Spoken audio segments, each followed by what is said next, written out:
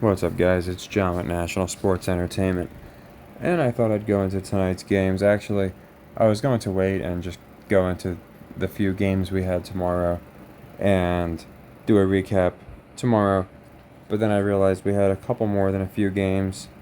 I was just watching the TNT doubleheader for tomorrow, and they had shown the Mavericks and the Celtics are going to be, for the ESPN doubleheader, so for a second, I thought those are going to I thought the first couple games of the season would be a couple games, and then I saw we basically have an entire schedule. So again, this early into the season, I don't want to just play every single game.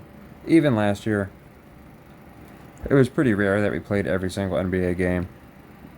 I mean, I'd give my opinion on them, but again, it's all about profiting. So some of these games I just left out. I just, Rockets, Magic, Cavs, Nets. I think a couple good bit of these Timberwolves, Raptors. They can go both ways, but we are playing, I'd say, about half of these games, and just because I feel like the line might be a little weird, or I think I have an idea of what they're going to be doing with these teams. So tonight we went 50-50. I basically used the old reliable split.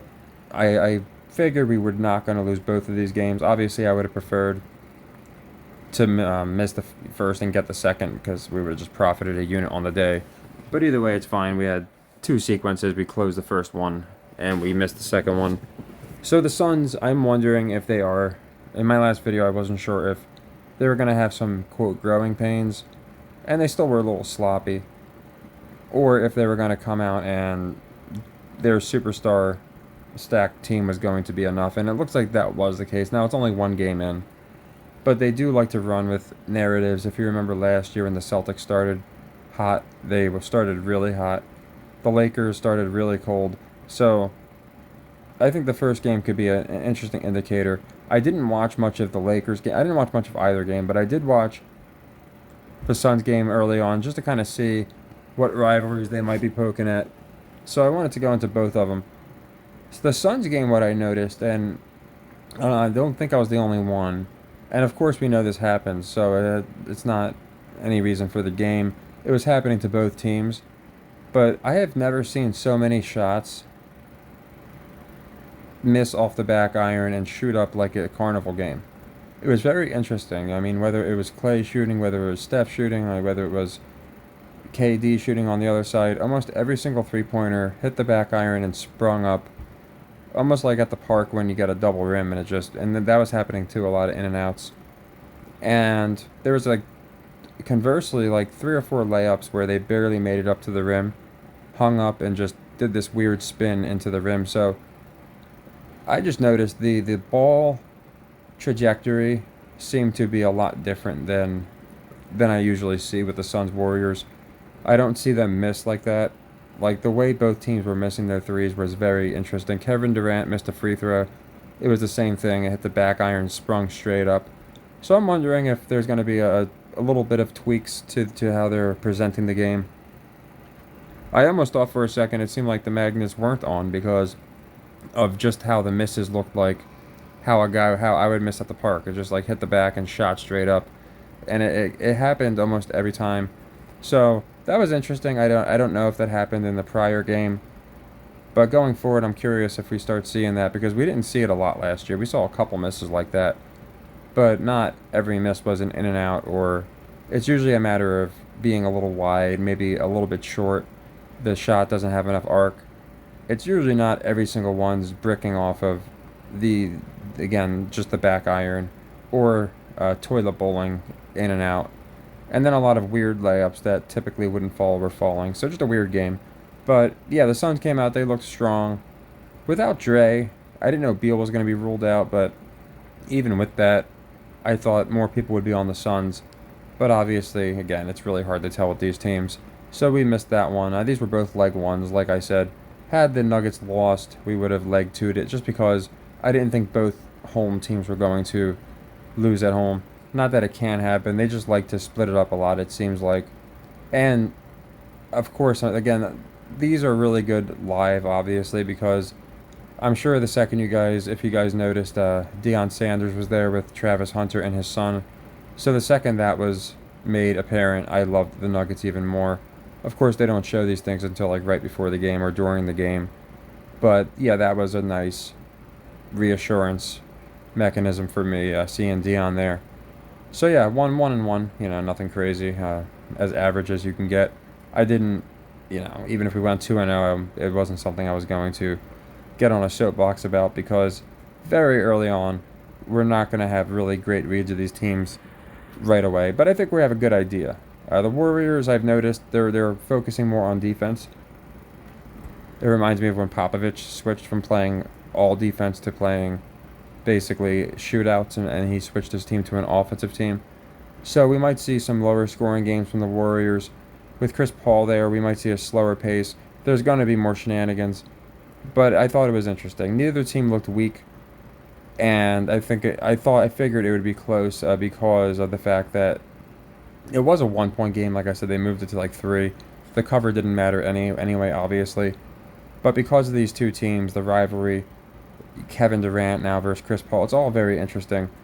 I think there's going to be a lot of entertaining matches with these two. So yeah, 1-1, nothing crazy. Hopefully tomorrow we do better than 500. Now, like I said, I don't like all these games, but I do like a good chunk of them. The first one I like the Hornets to win outright.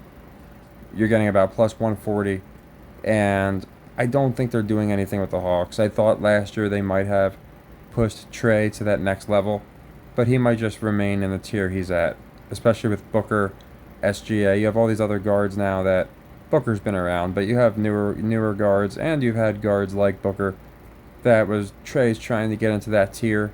I just don't think there's as they say, I don't think there's any kind of table waiting for him at club superstar right now. And more importantly, MJ's gone. New ownership, you get Brandon Miller, you have a couple guys that can play. I think the Hornets might be a team this year that can at least pretend to be in contention. Maybe like the Magic last year, where for like a while they were like the 12th. I think they were 12th, and they were like 3 games out of getting into the play-in. So I think we might see something like that out of the Hornets. We might see some drastic changes in Atlanta for the Hawks. And I am thinking of Dion. Obviously, he didn't play on the Hawks, but Atlanta, he played on the Braves and Falcons. But even with all that, I don't think it matters too much. The only thing with Dion is probably going to be Colorado. So yeah, I like the Hornets to win. This next game is going to make me, I don't really get annoyed or frustrated, but it'd be a little sick if this one I get wrong, because I really want to take the Wizards on the money line. I think Jordan Poole is going to have one of the better seasons I'm talking as far as guards in the Eastern Conference. I really do. I think they've been prepping him for a bit to be a Curry 2.0. Obviously, he's going to have his own game, but I really think he's going to do some pretty big things. Maybe more akin to the way Westbrook played when he was on his own, essentially. But the Wizards have talent. They got guys, and typically I'd be all over the money line, thinking that they're going to make Poole look good and push the Wizards in general. But I like the Pacers to cover for the fact that I think the money line's a little too appealing. I don't think the public is sold on the Pacers, but I do think the NBA likes them. They like Matherin. There are certain guys on the team that they really are. They're putting them in these categories. Like if you can have Donovan Mitchell, SGA, well, it's Eastern guys. So if you could have Donovan Mitchell, like Trae Young or Matherin, who are you taking? And he doesn't even belong, in my opinion, with Donovan Mitchell, but they are pushing him that way. So I have a feeling that the Pacers, they got Halliburton too, so they just have a couple guys that are really getting pushed. And because they're the biggest favorites almost of the entire week, the entire game day schedule, game night schedule, I should say, I find that peculiar. They're not that good of a team, so to be 7-point favorites, public I would imagine, is going to be all over the Wizards. So even though I like them personally for my narrative reasons and because I think JP is going to do good, I do like the Pacers to cover this game because, again, it just seems like a trap. 7 points seems kind of steep. So I do like the Pacers for that cover. This next one's another one that's tricky because typically I would take the Knicks, thinking it's a trap because even though they're in New York and this line's about right for last year, they've added Porzingis, even though they lost Marcus Smart. Almost every expert, even though I don't go by what they say, They do help with the narratives. And the overall sentiment has been, even though they did not get Dame, the team's improved from last year. They re signed Brown, they got him and Tatum again. So, adding Porzingis now, I'm not sure. They're so sneaky with the injuries. They'll tell you a guy is, on his deathbed, and meanwhile he's healthy as a horse, and vice versa. But I do think they're going to establish Boston. I really do, especially because the Bucks are going to obviously be the team. They're going to be the team to beat. You're going to have the Heat in contention. You're going to have the Sixers, I guess. But besides the Bucks, I think you need a team that's believable to manhandle them, and no one's going to manhandle them, but it's just believable to be a formidable opponent against them. So, season opener on the road, I do think the Celtics will win and cover this game. So even though more of the public might be on Boston, the Knicks proved themselves a lot last year. So I think it'll be enough where they're not going to be all over Boston. They'll probably have more of the money line, but again, the public is going to get paid out on some games. And I think the Porzingis, because he hasn't done much, he's just been bounced around, didn't really work with Luka. People might be expecting, oh man, this sucks. We could have got Dame. We're stuck with this goofball. And he might do some pretty big things for them. The matchup with him and Mitchell Robinson should be interesting. They're trying to push Robinson as like the best true center in the league as far as rim protection. So I do think it'll be a good game. Might be close, but I like Boston there for the cover. Now, I'm not playing the Rockets Magic. It's just I'd probably lean very slightly on the Magic just because you have two crappy teams. One's giving up 4 points. People are probably more likely to be on the Rockets, but I'm not playing that game. Cavs Nets, to me, that's a complete coin flip.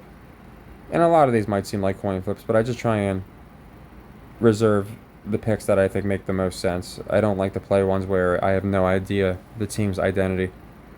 And I have a list I'll be showing exactly how.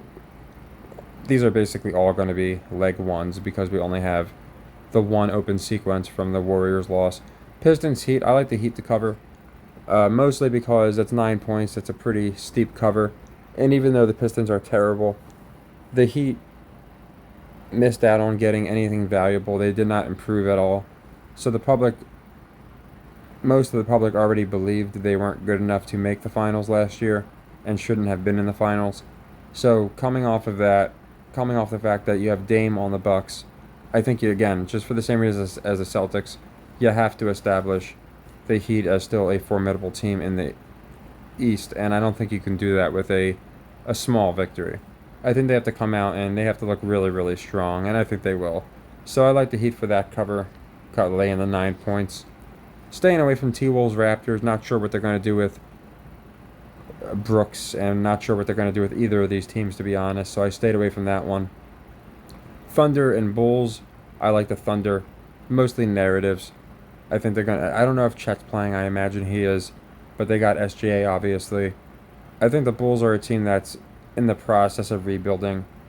Them and the Raptors, the Raptors got some new guys, but there's nothing that either team did that, in my opinion, is going to get people all over them.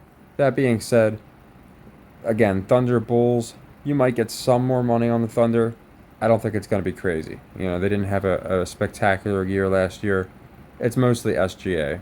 And this is a game where I don't see a ton of public action anyway, so I think they're going to feed SGA and let him have a really good game. I think it just makes sense. So I do like the Thunder to win this game. Cover, win. I mean, the line might shift to Chicago -1. You never know. But this should be, again, another one where I think it's going to be revealing. We're going to maybe see the Thunder look really good. The Bulls, probably the same as the last couple of years, just kind of doing what the Bulls do. So this year, I think the Thunder are going to improve from last year, and I think they're going to start off opening night with a win. Pelicans, Grizzlies, I want to see how they do without Ja before I play them. Now, it doesn't mean I'm going to go the 25 games or whatever he was suspended, but I do want to at least see how they play without him. Obviously, they haven't had him before, but now they got Smart, they got Rose on the team. There's a lot of appealing factors for them. I'm wondering if the Grizzlies have a complete down year. I am, because I don't think they're a crazy draw, and they finally got, a bona fide playmaker, and obviously there was issues there. So And Derrick Rose was like blackballed by the NBA, so he gets pushed around the teams and nothing really happens for him. So it's almost like the Derrick Rose curse. So I'm wondering if, you know, I was leaning Pelicans, but it's another one I'm just not playing yet. And I'm not playing the Kings Jazz either, just because I don't think I think it can go either way. Both of these teams last year were very hard for me to read. So if it's not a game that I think, especially opening game, I would, again, Kings you would think on paper, which makes me lean Jazz, but then they push out the Jazz are good at home. So again, a very 50-50 game. So I'm staying away from that one. This next one I like a lot. It's probably my favorite play. I took the Mavericks a lot last year. They were really bad against the spread, and they wound up covering a bunch towards the end, but they sold a lot of games early on and sold a lot of spreads. This game I like the Spurs outright.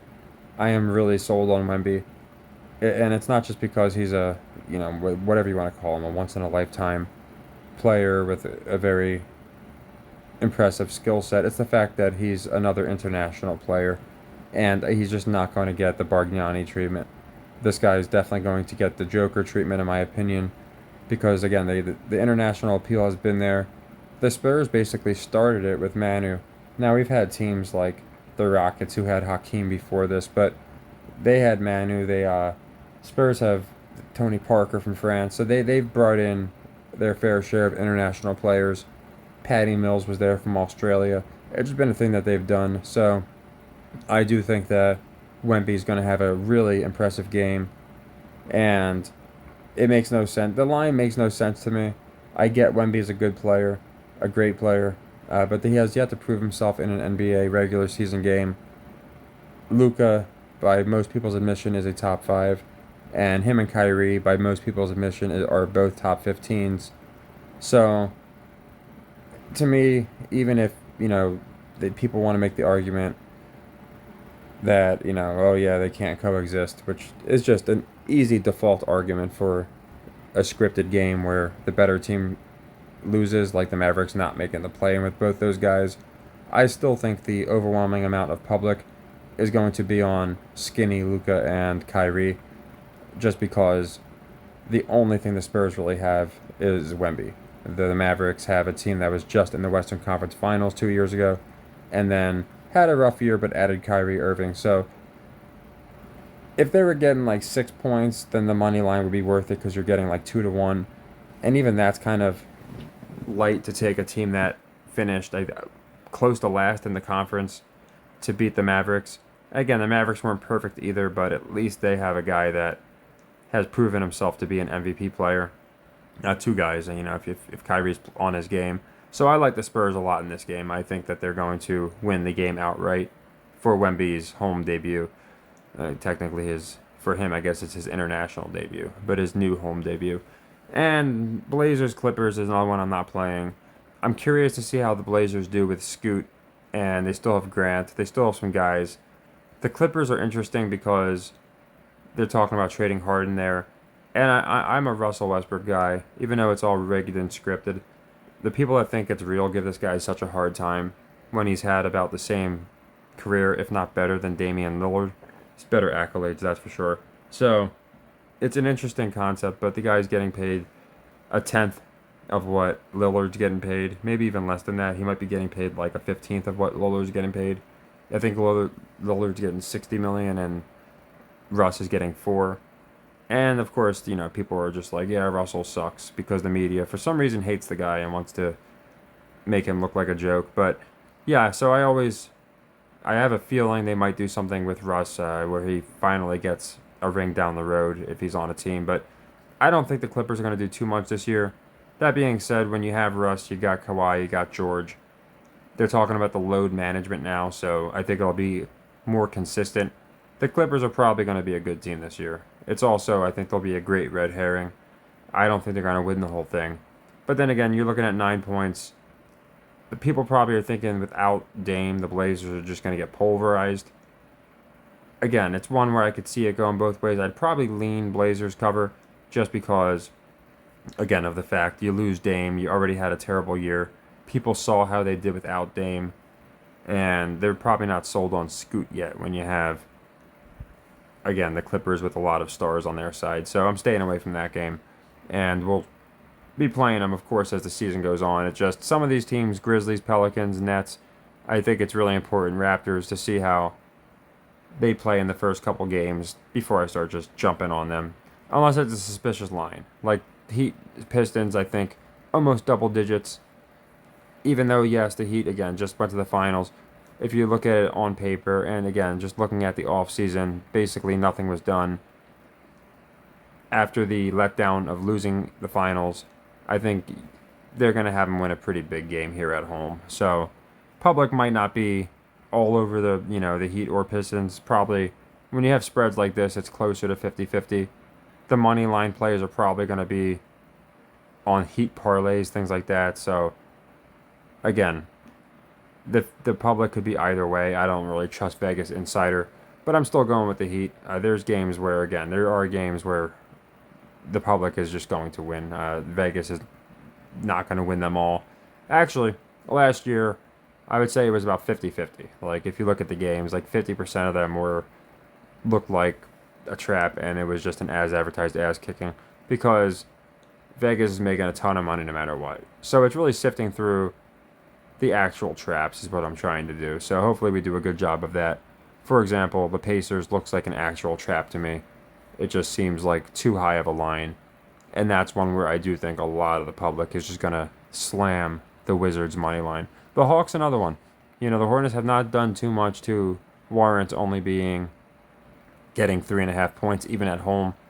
Again, new ownership should mean that it's going to take them a little bit to get into a groove. You got chemistry to build. They have a rookie.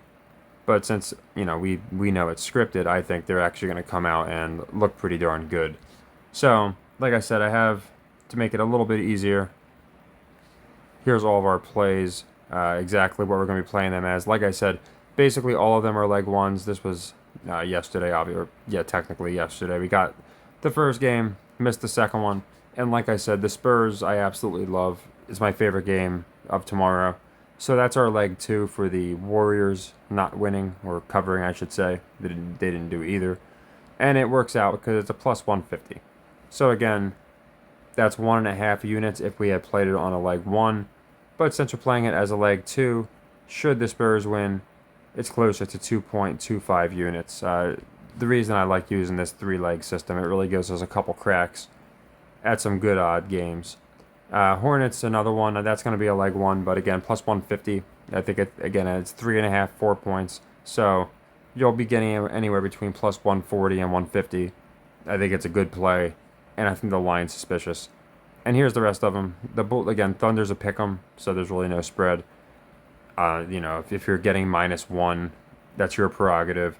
To me, when it's like 1 point, I'll play the -1. If it's really any spread, I play the spread, unless it's really fishy. So it'll probably wind up being a pick 'em.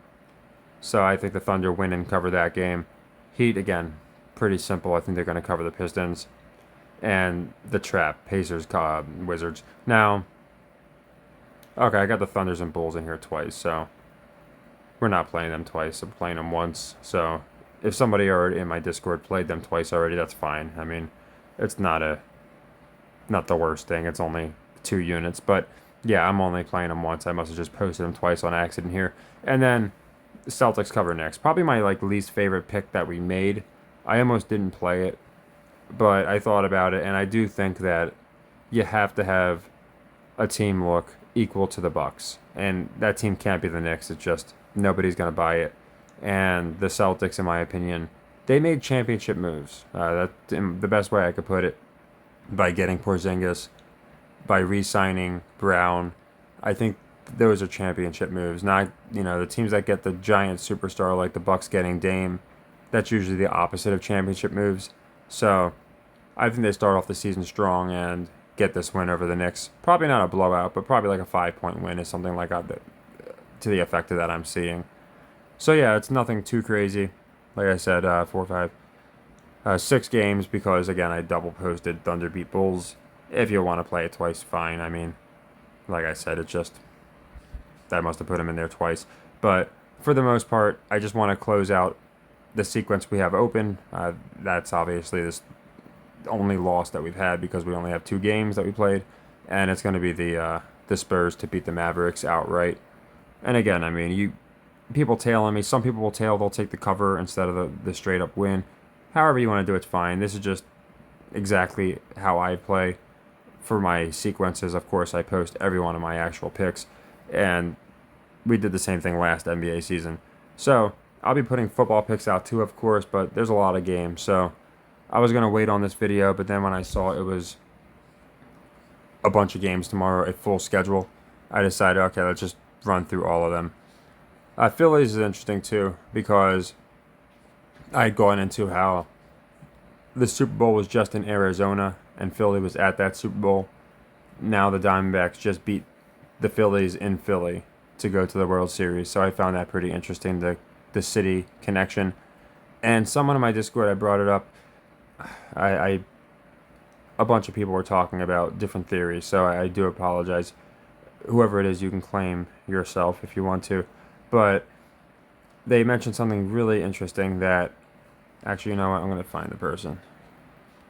Because there's a really interesting theory about Ranger Suarez, and I didn't notice it until it was brought up.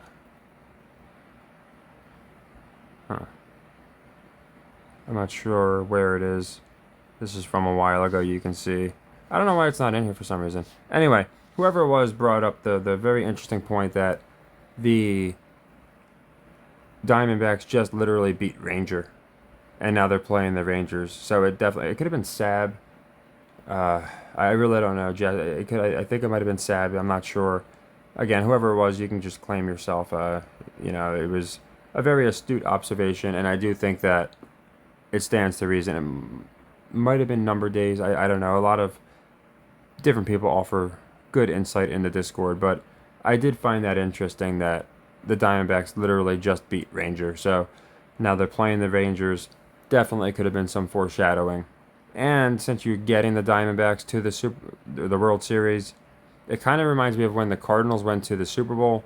Nobody wanted them there. They were saying how bad they were, and they were saying, it's going to be boring. And it didn't do great ratings-wise, but they were considered just a team that wasn't that good, even though they had Kurt Warner and Fitz. If you remember at the time, nobody had them making the Super Bowl, and they won it. So we might be seeing a little bit of history repeating itself.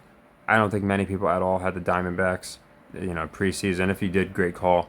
But I certainly did not. But the Ranger Suarez thing I found very interesting, foreshadowing when that was brought up to my attention. So, yeah, I think if I had a pick, I'd definitely go Diamondbacks for the Cinderella story and because of the Ranger foreshadowing. So, yeah, we'll be doing, like I said, about half the games tomorrow. I couldn't really ask for much more. We could have gone 2-0 today. It would have been fine, but a split is fine too. Like I said, it's better than starting 0-2. And I think we're going to get a pretty good read of these teams early on. So hopefully I'm right about the Spurs. That's obviously going to be the biggest play because it's a leg 2 and it's for the best odds. And then followed by that, we got the Hornets. But I think we'll have a good day overall. Again, using my system, I want to play more plus odd money lines. It's really, really paid off. I do my hockey on my membership site. The truth is, not too many people are looking for hockey videos. They don't care too much. But we've been doing really good with hockey. We had a couple upsets today that I picked on for my Discord and things of that nature.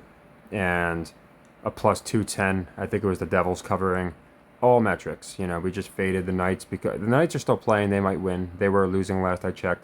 6-0 against the spread. And I think the Canadians were 6-0 against the spread, so we took the Devils. They covered. There was another one. The Red Wings, I think it was, undefeated or winless against the spread. Faded them. And let me look at them real quick, actually, because if you guys are interested in hockey, I'll do my best to get them out, but I did it before, and not a lot of people were interested. That was at Stars. We had the Stars covering the Penguins, Devils covering the Canadians, Kraken beating the Red Wings, and right now we got the Flyers in play. We missed that one, unfortunately, but that's all right. I'll be fading them again tomorrow. But the Stars was like a plus 210. I love doing hockey. It's a shame because the reason I just mostly put it in my Discord nowadays is because last year I did hockey videos and not too many people wanted to see it, which is fine. It's mostly for the people that are very, very strictly following the system and just want to bet on the games versus watching them and, the entertainment value, which I understand. But that's the reason if, you like hockey, it's the reason I don't do too many hockey videos. There's a lot to cover, 6 different sports between college and NFL, NBA, all this different stuff. Now we got the hockey going on, the World Series. But hockey is a great metric one. I'll go and I'll say that. It's a great plus value. So I'm going to start incorporating it with NBA. I did use it a little bit last year, but I mostly just stuck to spreads. So we'll be starting with the Spurs and the Hornets. Those are going to be our plus value plays. And we'll be playing a good bit of them as the season goes on. Not too many because I don't want to be counterintuitive. The whole point of the system is to, again, especially as a week or two go by, we can start fading the good teams against the spread, taking the crappy teams against the spread. But there is a lot of merit to taking the money line, especially with 3 cracks at it. So, yeah, that's why I have the Spurs winning, and that's why I have the Hornets. Besides the system, I also just think they're going to win. Otherwise, I wouldn't have picked them. So, yeah, let me know what you think. Again, tonight, 50-50. That's fine. It would have been ideal if it was flipped, because then we would have lost the leg 1, got the leg 2, and profited a unit. Instead, we just broke even. And I think tomorrow we'll do fine. Early in the season, so some of these might be off. But I'm wondering if I'm right about the Hornets getting a win with Jordan, getting off to a nice start. Hawks maybe kind of fading out of the scene. Thunder coming out looking strong. Spurs coming out looking strong. And Pacers, because again, I don't get this line at all. I think it should be like a 3-point line. The Wizards definitely have some weapons, so to me it's an interesting line. So maybe a little bit of foreshadowing that the Pacers might be equivalent to the Kings of the East this year, where kind of out of nowhere, because they have a good bit of working parts, they get 45 plus wins and surprise a lot of people, maybe even get 50 wins. I don't think they will personally, but with this spread I'm wondering if they're going to have a better year than I thought. So that's it. My next video will be football most likely, and then we'll be covering obviously more NBA games. I personally prefer these types when we get the 2 games. I feel like it just gives us 2 cracks to in most cases profit. And so Thursday is going to be great. That's I think the TNT guys again, right? Yeah, so that'll be good. But hopefully we do good again today. I think we will. And no game is any more important than the other. But for a lot of reasons, I'm going to have my eyes on the Spurs game. I think it's going to be an interesting game. It's on a prime time slot. Can't imagine Wemby comes out and looks like a joke in his first game. So take care, everybody, and happy earnings.